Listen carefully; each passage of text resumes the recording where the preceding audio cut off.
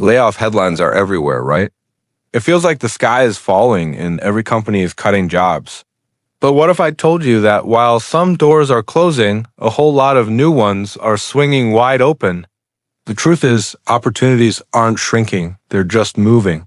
Today, we're going to pull back the curtain on the job market and show you exactly where the good jobs are hiding for 2026, even with all this talk of layoffs. First, let's get one thing straight. Layoffs don't automatically mean the economy is collapsing. In many cases, it's about restructuring, not shutting down. Think of it like a gardener pruning a plant.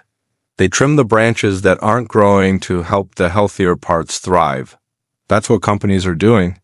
They're cutting roles that are no longer profitable to invest heavily in areas that promise future growth. Hiring hasn't disappeared. It has simply shifted from certain industries to others. So why do we see headlines about layoffs and hiring sprees at the same time? It's a paradox, but it makes sense when you look closer. Companies are constantly evolving. They're removing roles that automation can handle or that don't contribute to the bottom line. But simultaneously, they're pouring resources into new roles tied to growth, innovation, and efficiency. Automation is a huge driver here. It eliminates some jobs, yes, but it also creates entirely new ones that didn't exist before. The reason workers feel the squeeze is because this movement is uneven. You might see 1,000 jobs cut in one department, while another department in the same company is desperately trying to hire 100 specialists. The jobs are there, but they're not where they used to be. So, where should you be looking? Let's start with the first powerhouse industry, healthcare. This one is a giant, and it's only getting bigger. We have a massive nursing shortage, and the demand for allied health roles is booming. I'm talking about medical assistants, technicians, therapists, and caregivers. The primary driver here is the aging population. This isn't a short-term trend. It's a long-term demographic shift that guarantees demand for decades to come. Best of all, these jobs are incredibly recession-resistant. People need healthcare no matter what the economy is doing, making it one of the most stable fields you can enter. Next up, industry number 2, cybersecurity and digital defense. Think about how much our lives moved online after 2020. Almost every single company, from your local coffee shop to multinational corporations, is now a digital company. With that shift, the threat of cyber attacks has exploded. A single security breach can cost a company millions and destroy its reputation. As a result, companies simply cannot afford to ignore cybersecurity. There's a massive talent shortage in this field, meaning if you have the skills, you have immense leverage. It's a huge opportunity for anyone looking for a high-demand, high-paying career. Now for a surprising comeback story, industry number 3, the skilled trades. We're talking about electricians, plumbers, and HVAC technicians. For years, everyone was pushed toward a 4-year college degree, and the trades were overlooked. But now, the baby boomer generation, who made up the bulk of this workforce, is retiring in huge numbers. This has created a massive gap. The competition is low, the pay is high, and here's the kicker. I cannot replace a good plumber. These are hands-on, essential jobs that our society cannot function without. If you like working with your hands and solving real-world problems, the skilled trades are calling your name. Let's move on to industry number 4, supply chain and logistics. Remember all those shipping delays and empty shelves a few years ago?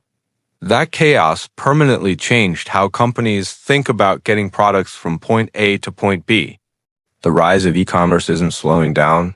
And behind every add-to-cart click is a complex network of warehouses, drivers, and logistics planners. Companies are desperate for people who can make this entire process more efficient. If you can help a business move its products faster and cheaper, you will always have a job. Industry number 5 is a big one, and it might not be what you think. AI-supported roles? Notice I didn't say AI jobs. I'm talking about roles that are enabled and enhanced by artificial intelligence. These are the creators, editors, analysts, and marketers who know how to use AI tools to become 10 times more productive. Companies are quickly realizing that a worker who is fluent in using AI can outperform, Someone who is there, they're not necessarily hiring for coding skills. They're hiring for AI fluency. This is about being the person who directs the AI, not the person who builds it. Learning to leverage these tools is one of the single best things you can do for your career right now. Next, let's talk about the future, which is already here. Industry number 6, green energy and infrastructure. With a global push towards sustainability, the demand for solar, wind, and electric vehicle infrastructure is skyrocketing. Supported by massive federal grants and long-term government projects, this sector is set for decades of growth. We need technicians to install solar panels, engineers to design wind farms, and skilled workers to build out the EV charging network. This isn't just a trend. It's the foundation of our future energy grid. If excitement isn't your top priority, but stability is, then industry number 7 is for you, government and the public sector. These jobs might not make headlines, but they are the definition of stable. While private companies go through boom and bust cycles, government agencies offer consistent hiring, strong benefits, and a predictable income. We're talking about teachers, city workers, and administrative roles that are essential for society to function. During a recession, this stability can be a priceless asset for your financial and mental well-being. Of course, if some jobs are growing, others must be declining. The roles seeing the fastest decline are office admin jobs, many middle management positions, and traditional retail and customer service roles. Many of these tasks are being consolidated or automated.